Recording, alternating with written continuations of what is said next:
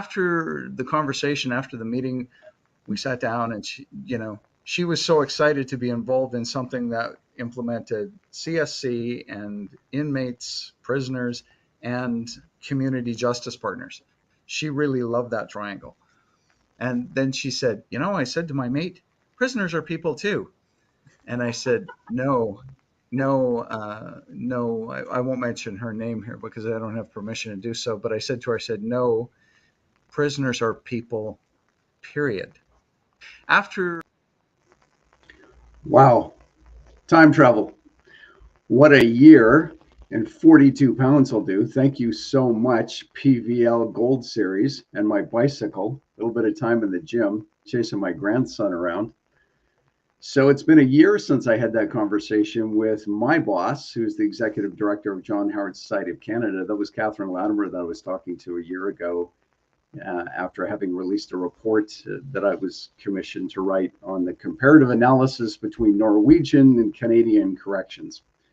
And so here we are a year later. Catherine and I are involved in another pilot project, and that is for the home app. We talked about that for John Howard Week about a month ago or so. The home app is now downloadable for those who are out on conditional release, but we'll talk a little bit more about that later. We'll talk about how to lose 42 pounds later coming out of the penitentiary. Turns out that what comes out very much depends on what goes in. Go figure how that's going to work.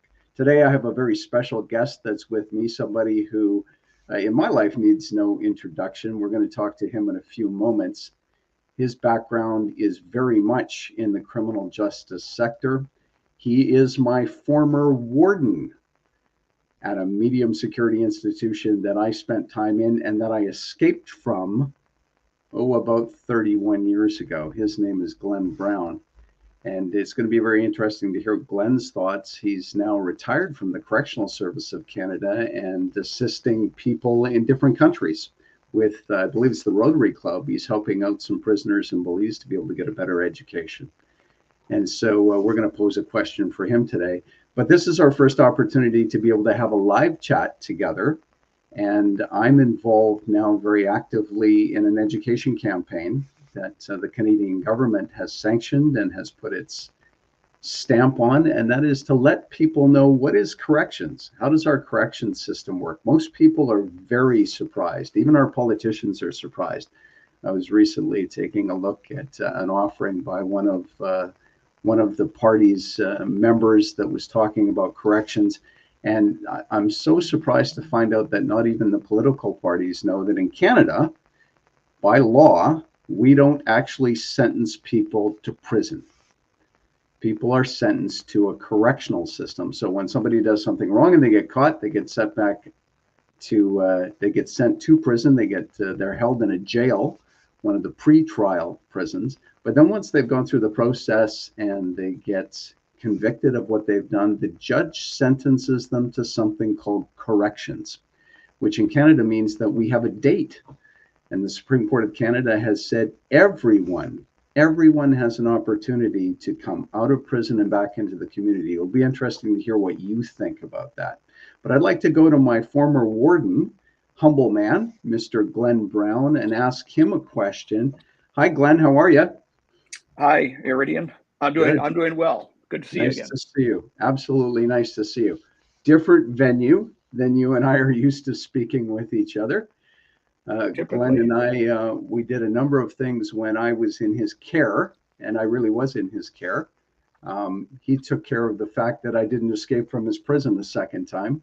And congratulations to him, because he was very successful at that. But not only successful at that, he took care of my correction and helped me to navigate towards a process where I could eventually come back out here and talk to you.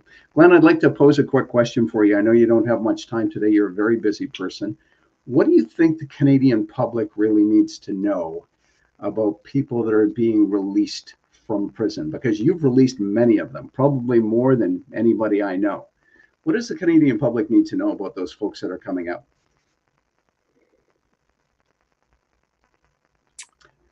Well, people will have opinions, so probably the likelihood that whatever opinion that I might have is going to have relatively little impact, because with most social policy issues in Canada, whether it's immigration, education, health, justice, people do have opinions, and they'll also vary depending on the circumstance. So if you ask people about the correctional system, they will say that systems should be fair, inmates should be well treated, they should be provided with programs, they should be provided with an opportunity for success when they're released. And yet at times they're faced with a particular circumstance, and there's an exception to that rule, because they want to see something that's a little bit more punitive in that particular case. So it's difficult sometimes to go from that big picture of corrections that people have, which I think is a fairly balanced one, to one that's formed by a particular case. But for the most part, well, offenders who are released on parole do well. 80% are successful, and the number that reoffend violently is very, very low. The ones that are not granted parole, that are released in the federal system on statutory release, their failure rate is quite high. Wow. But it's due largely to their failure to meet the conditions of their release rather than a return to crime. So if, for instance, someone's got a history of addiction, they're released with a condition not to use drugs or alcohol, the likelihood is that some of them they're going to relapse, and they're going to return to jail for that relapse. And so yeah. I would just say, in terms of you said that I released a lot of people. I actually admit a lot of people too, but it's not so much newly sentenced inmates who's coming back to prison are oftentimes offenders serving relatively short periods of time, who go out for relatively brief periods of time and then come back for a violation. That's who you see, and that's not really a productive way to either run a prison system or a justice system. Well thought out answer. That's absolutely what I would expect from you. You're a well thought out guy. So, you've thrown some numbers out there: 80%, 20%, 80% success rate. The numbers match that, 100% in Canada. I know I did a study on it last year. Can you think of some success stories that really stand out to you for here in Canada? Because we do hear about the failure stories. We hear about them from the political parties. We hear about them, especially at election time. We hear about them. They sell a lot of newspapers. What kind of success stories stand out to you? Well, there's a great deal of success. Individuals, who I see on the street, who maybe I encounter in in this kind of forum. Occasionally I meet inmates in a store or an ex-offender, I should say, and we're having a chat. I know you from somewhere in the past. At one point, I was talking to an offender who I thought, was this a staff member in the past? Because people do come out. They certainly, a lot of inmates are well-intentioned at the time of their release. They desire to do well. And in some cases, circumstances catch up with them. Some cases, maybe their effort is not sufficient, or they didn't have the tools that they needed. But I would say, by and large, when men and women are released from prison, they have the intention of not returning. But there are a number of things that can trigger failure for them. But in other cases, and I would say success is fairly simple to predict. When someone has the social supports that you would expect, has the attitude, has the skills, has the competencies, then those folks are successes. And not surprisingly, but you also do see men and women who really face a lot of adversity. I mean, they've been dealing with addiction issues for decades, and they really do have a hard time escaping, the lifestyle that they've been locked into for many, many years.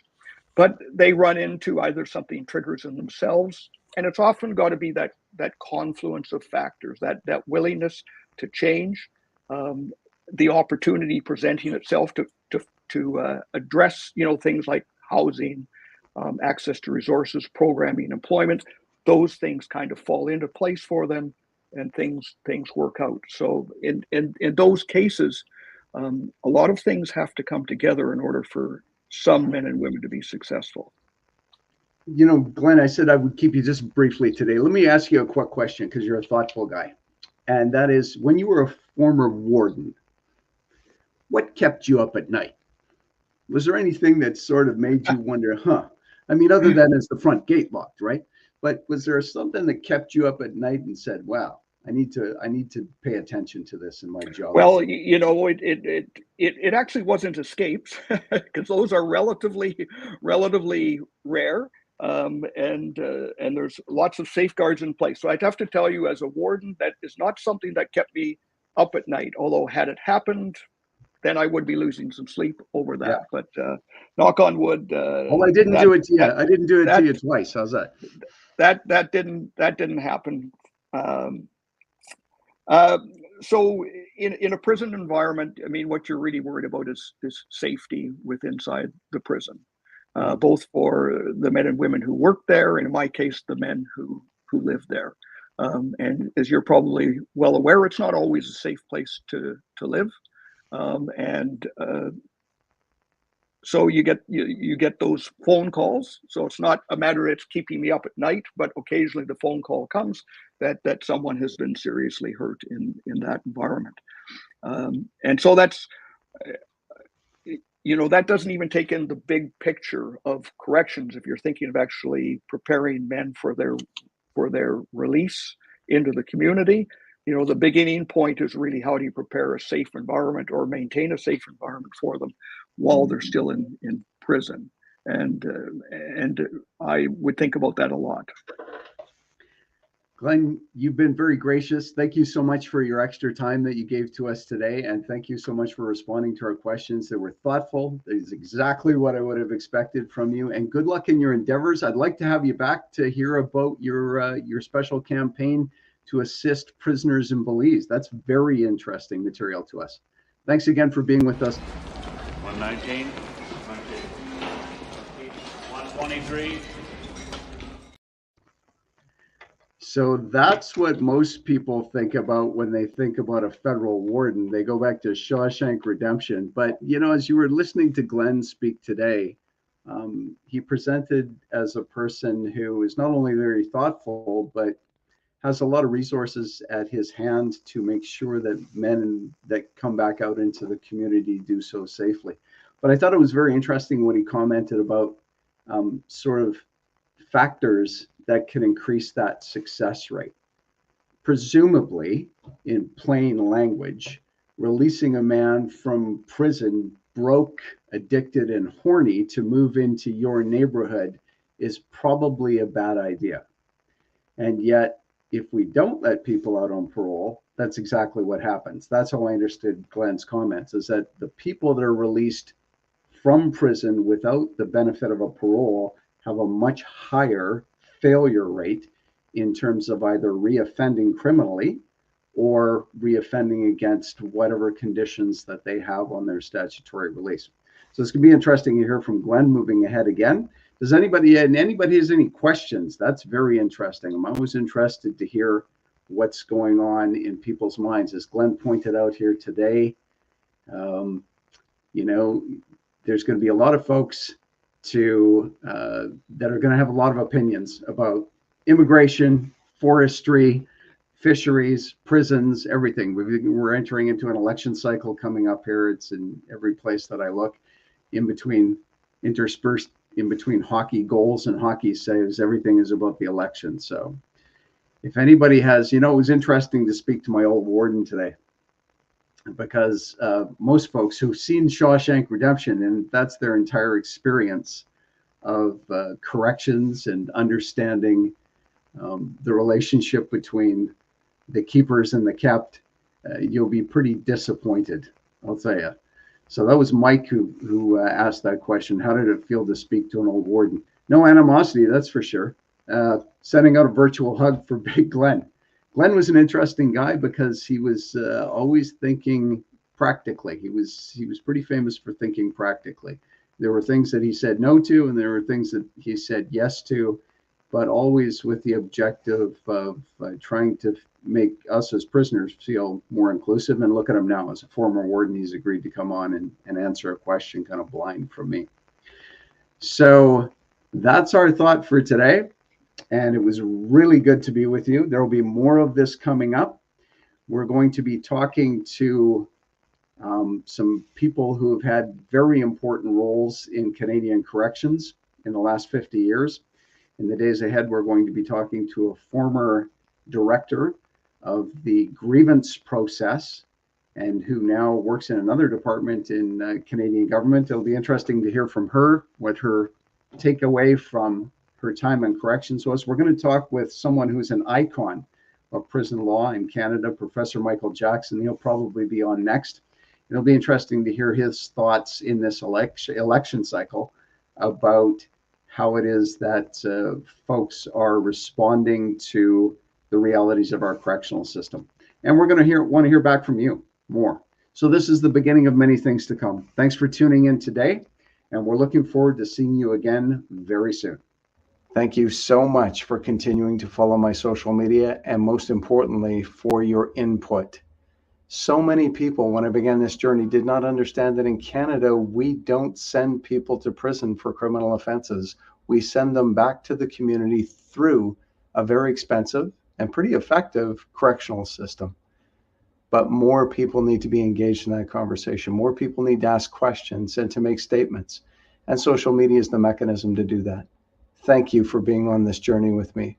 It is a privilege to walk with you, and I'm looking forward to the things that we see directly ahead.